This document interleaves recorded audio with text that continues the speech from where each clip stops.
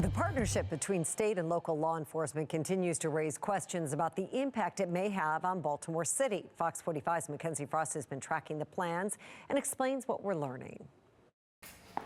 So the National Guard isn't coming to Baltimore for now, but the tense rhetoric really had Governor Wes Moore and President Donald Trump trading various barbs. And at one point, Governor Moore even loosely quoted a Hollywood actor. Keep our names out of your mouth.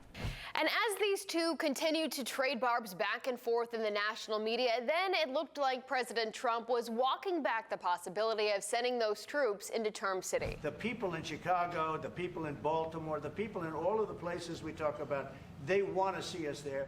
And I think we're pretty much waiting till we get asked. Shortly after, Governor Wes Moore announced a crime walk that would take place in the city along with Mayor Brandon Scott and other city leaders.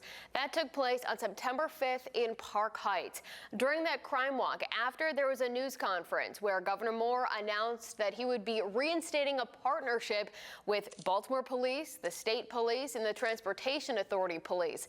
Now, this reinstated partnership, according to these leaders, would be an opportunity for everyone to continue building on the progress in the city, especially when it comes to reducing violent crime in Baltimore. So what you see here is a collaboration. And for the citizens of Baltimore City, we're here with you. We intend to go out and provide the services that you need to feel safe and enhance the safety you already feel. Doesn't matter whether you're traveling around the state of Maryland, through the city of Baltimore, everyone has the right to feel safe, to feel secure, and we intend to do everything in our power to continue that. Adding additional resources to our neighborhoods is one important step towards creating safer communities and improving the quality of life in our city. So what will this surge in resources in the city really look like? Where will these officers even go? What will they really be doing? These are all questions that we've been asking for days. According to BPD, the agency will look at reported crime data, calls for service, and other relevant data that will be shared with state partners who will ultimately deploy the resources with this information in mind. Where the deployments will take place still isn't clear. BPD says the data will determine the location, and the high visibility efforts will help deter potential criminal acts and provide enforcement. BPD later telling Fox 45 News the reinforcements have been in place since September 5th, the day of the news conference. We're told the additional resources will also help serve warrants. When we went to the state police, we learned the state apprehension team has and will continue to serve outstanding warrants from any state or jurisdiction, adding, this team will continue to work to apprehend the most violent offenders in support of the Baltimore Police Department. But these answers don't give us everything we still wanted to know. So we also asked MSP how many arrests have been made since the reinstated partnership with BPD. What about tickets or citations? When did the partnership that's now in place end previously? The governor's office tells us the data is being compiled and will be released soon. MSP says for the first time since November 2020, the collaboration is in place to build on the progress made in the city.